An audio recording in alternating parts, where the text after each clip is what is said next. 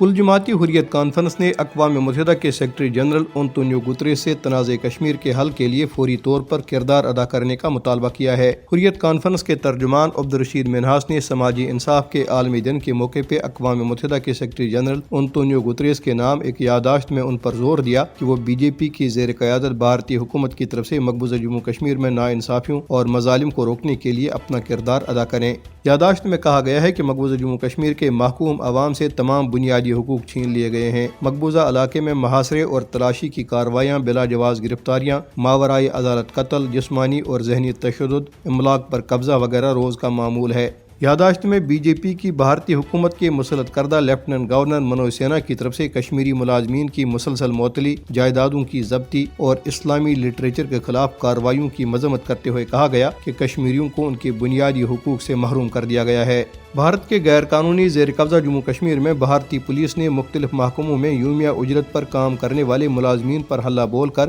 قریباً 1 درجن ملازمین کو گرفتار کر لیا۔ ملازمین اپنے مطالبات کے حق میں جموں میں احتجاج کر رہے تھے۔ بھارت کی جیل میں قید معروف کشمیری وکیل ایڈوکیٹ میاں عبدالقیوم، انسانی حقوق کے معروف کارکن خرم پرویز اور دیگر کشمیری قیدیوں کی رہائی کے مطالبے کے لیے آزاد کشمیر کے دارالحکومت مظفر آباد میں international forum for justice and human rights کے زیر اہتمام ریلی کا انعقاد کیا گیا، جس میں وکلاء، سول سوسائٹی، سیاسی اور سماجی تنظیموں کے کارکنوں نے شرکت کی۔ ریلی سے خطاب کرتے ہوئے مقررین نے کہا کہ ایڈوکیٹ میاں عبدالقیوم گزشتہ کئی برسوں سے غیر قانونی طور پر بھارتی جیلوں میں بند ہیں اور وہ شدید علیل بھی ہیں۔ مقررین نے مطالبہ کیا کہ ان تمام کشمیری قیدیوں کو فی الفور رہا کیا جائے جو بھارتی جیلوں میں قید ہیں۔ ان کا مزید کہنا تھا کہ انسانی حقوق کے معروف کارکن خرم پرویز سمیت ہزاروں کشمیری شہری بھارتی جیلوں میں بند ہیں، جن کی رہائی کے لیے انسانی حقوق کی عالمی تنظیموں کو کردار ادا کرنا چاہیے۔ مظاہرین نے مقبوضہ کشمیر میں بھارتی فوج کے جنگی جرائم اور جبر استبداد پر شدید تنقید کرتے ہوئے کہا ہے کہ کشمیر اس وقت ایک مکمل جیل ہے۔ انہوں نے کہا کہ مقبوضہ ریاست عملاً ایک فوجی چھاونی میں تبدیل کر دی گئی ہے، جہاں ہر طرف فوجی بوٹوں کی دمک سنائی دیتی ہے۔